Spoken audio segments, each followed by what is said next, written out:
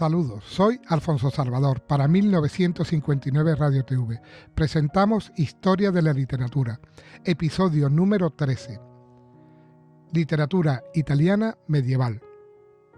El origen de la literatura en Italia. Italia, centro geográfico y político del antiguo Imperio Romano, no perdió nunca por completo el contacto con la cultura clásica. Por esta misma razón, el italiano fue la última de las lenguas romances que se desprendió del común tronco latino.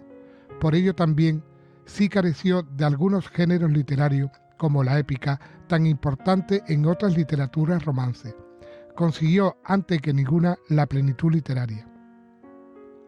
Con anterioridad a la imposición del toscano, dialecto de la Italia central, como lengua literaria y oficial, existieron ciertas manifestaciones en los distintos dialectos que alcanzaron a veces alto valor poético. A. La escuela siciliana. En Sicilia, en la corte de Federico II, un grupo de poetas, entre ellos el mismo rey, empleó el dialecto siciliano para componer una clase de poesía de clara ascendencia provenzal. Invención original de esta escuela parece ser el soneto. B. Escuela franciscana. Mientras tanto, en el centro de Italia aparece la atrayente figura de San Francisco de Asís, 1182-1226, inspirador de una poesía dulce y amorosa en consonancia con sus ideales de cristiana fraternidad universal y su visión de la naturaleza como obra divina. El mismo santo, como él calificó a Menéndez, compuso el celebrado Canto al Hermano Sol. Jacopone de Tobi, discípulo de Provenello, se atribuyen himnos latinos Stava Mater y en italiano algunos laudes a la Virgen María. C. La escuela del Dolce Stil Novo. Más tarde aparece en Toscana otra escuela poética de mayor alcance, la llamada Dolce Stil Novo. El tema central de esta escuela de influencia platónica era la mujer, en quien se ve la obra más perfecta de Dios. Se canta su belleza, que procede ante todo de la virtud, y atrae por ello irresistiblemente al corazón noble y generoso. Representantes de esta poesía amorosa fueron Cavalcanti, 1300, y Cino di Pistoia, 1320. Literatura italiana del siglo XIV. Dante Alighieri.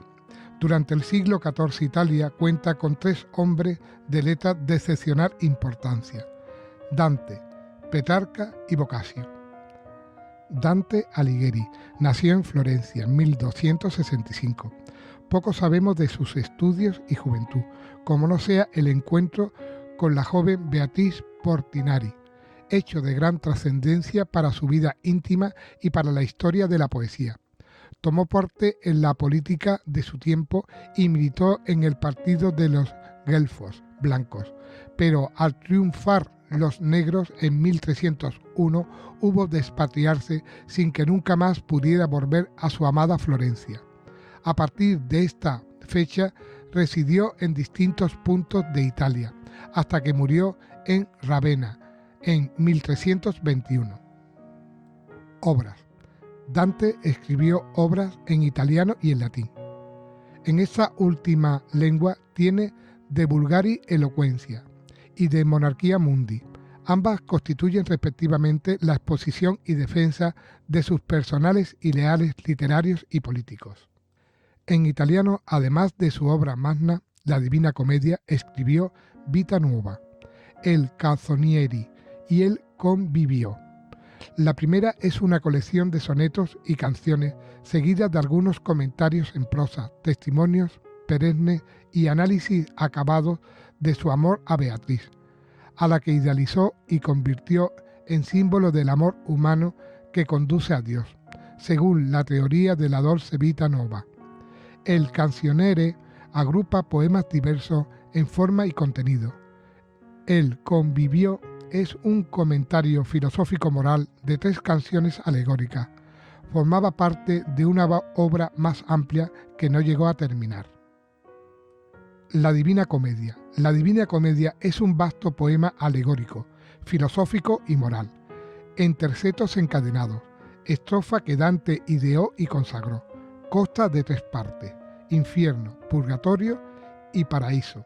Cada parte comprende 33 cantos, más uno de introducción, y es una maravillosa e impresionante visión del mundo de ultratumba.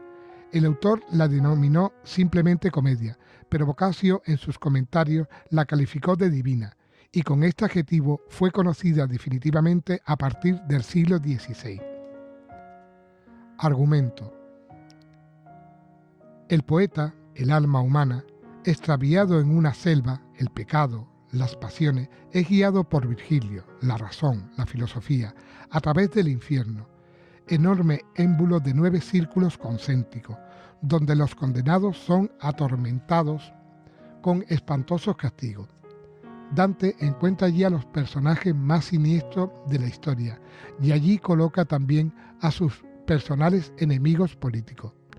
Virgilio acompaña igualmente a Dante en su visita al purgatorio, montaña de 7 círculos, al término de los cuales desaparece para dejar su puesto a Beatriz, la teología, la gracia, que acompaña a Dante hasta la cima de otros 9 círculos, de que consta el paraíso, donde el ruego de San Bernardo, la mística, contempla a la Santísima Trinidad. Significado y valoración de la Divina Comedia. Esta grandiosa epopeya encierra extraordinarios valores poéticos y representa, como ninguna otra obra, el mundo cristiano de la Edad Media. La rígida estructura interna y externa con que el poema se presenta y la prodigiosa acumulación de elementos que las ciencias teológicas, filosóficas y científicas del tiempo podían suministrar se combinan maravillosamente para ilustrar el tema que más apasionaba al hombre del medievo, la salvación personal y el destino de las almas en el otro mundo. Resalta ante todo como el principal de sus valores poéticos la poderosa imaginación del autor, capaz de hacer sensible y real un mundo simbólico, entrevisto a través de su propia inspiración. La obra nos revela asimismo una clara imagen de la atrayente personalidad del poeta, alma excepcionalmente dotada para amar y odiar. Todo este conjunto de valores han hecho de la Divina Comedia la cumbre de la producción poética de la Edad Media y han consagrado a su autor como el poeta cristiano por excelencia. La huella que dejó la obra de Dante a lo largo de toda la poesía del siglo XV fue profundamente y particularmente en España en autores tan señalados como Imperial, Santillana y Mena. Francisco Petrarca, 1304-1374, de acomodada familia florentina, nació en Arezzo, donde su padre se había refugiado al ser expulsado de Florencia por motivos políticos. Establecida después la familia en Aviñón, sede entonces de la curia papal, conoció allí a Laura de Noves, a quien dedicó los mejores de su producción poética en italiano y cuya muerte le produjo honda e incurable tristeza. Entregado con pasión al estudio de los clásicos, viajó por Francia, Italia y Alemania en busca de códices antiguos. En Roma fue coronado como poeta y en Venecia vivió algún tiempo en el palacio que le había donado la República. El humanista, obra latina. En Petrarca hay que considerar 2 aspectos igualmente interesantes: el humanista y el poeta lírico. Consagró toda su vida al estudio e imitación de los clásicos, y gracias a esto llegó a conocerlos profundamente y a penetrar en su verdadero valor. Esta importante faceta de su personalidad cultural le coloca a la cabeza del movimiento humanístico, que de él arranca propiamente. Contribuyó así, de manera decisiva, a la preparación del Renacimiento, que pronto se iniciaría en Italia. Entre sus imitaciones latinas de los clásicos figura el poema narrativo África, en que celebra las hazañas de Escipión el Africano. En elegante prosa latina escribió De Viris Illustribus, 24 biografías de otros tantos personajes romanos hasta César, las epístolas, al modo de Cicerón, sobre diversos temas, y Remedios contra la próspera y adversa fortuna, que influyeron notablemente en el pensamiento español posterior. El poeta lírico, si por su parte Petrarca difundió la afición a las letras clásicas, por otra es asiduo defensor del idioma toscano, que con él serviría al artístico ropaje a la lírica del Renacimiento. En sus obras italianas, considerada por él desdeñosamente, su figura ya excelsa se eleva a la más alta cumbre de la lírica y de la fama. En su Canzonieri, colección de 300 sonetos y otras composiciones, canciones, baladas, ha volcado toda la expresión de su platónica admiración por Laura, la mujer amada.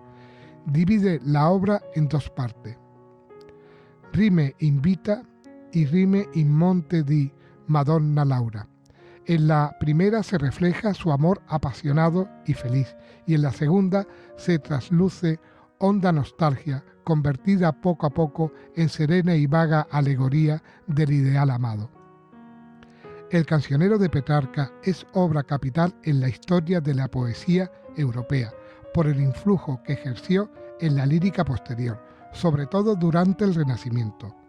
Ausias Más, siglo XV, Boscán, Garcilaso, Sá de Miranda, Rosán y otros muchos se inspiraron en las exquisitas obras de arte y fuente inagotable de poesía que son las rimas, aunque no siempre acertada a expresar adecuadamente toda la limpia intimidad y delicada melancolía del cantor de Laura.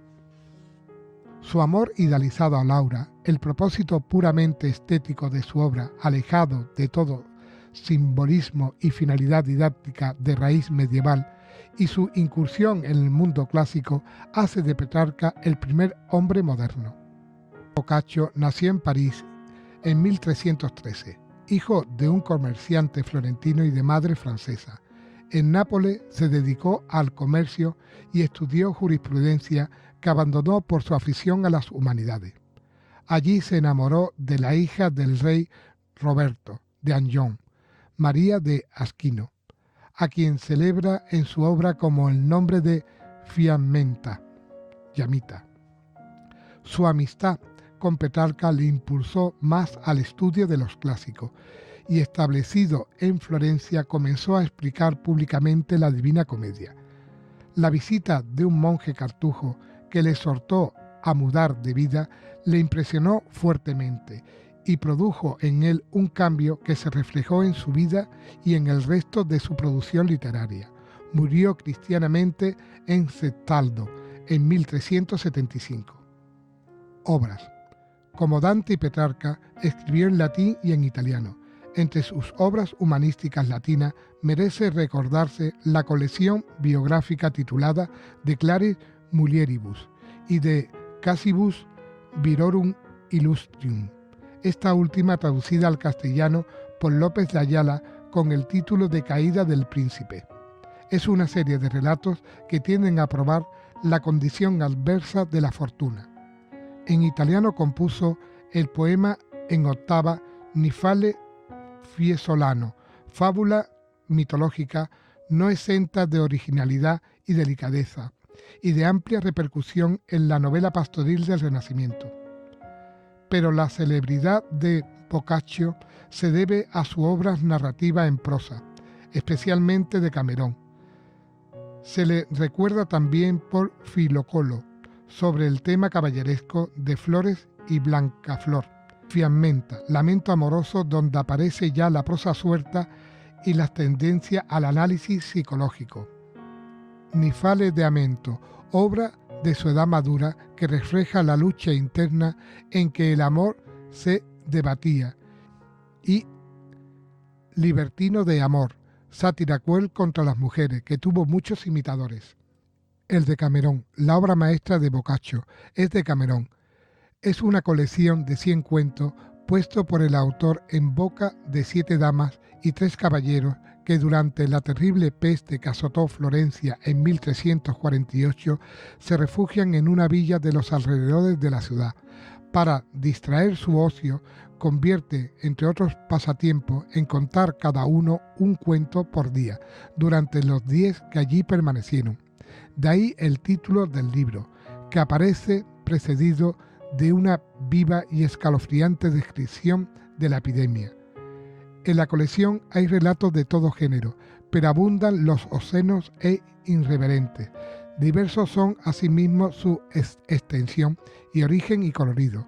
Lo que verdaderamente da unidad a la obra es el prodigio de la animada prosa de Boccaccio, que, aunque recuerda la de Cicerón, revela maestría totalmente personal.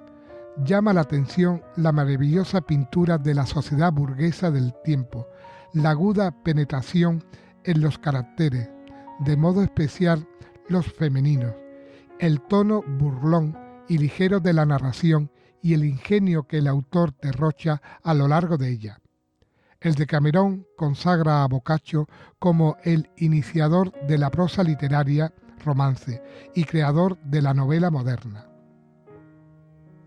Espero que os haya gustado y que os suscribáis. Un saludo a todos.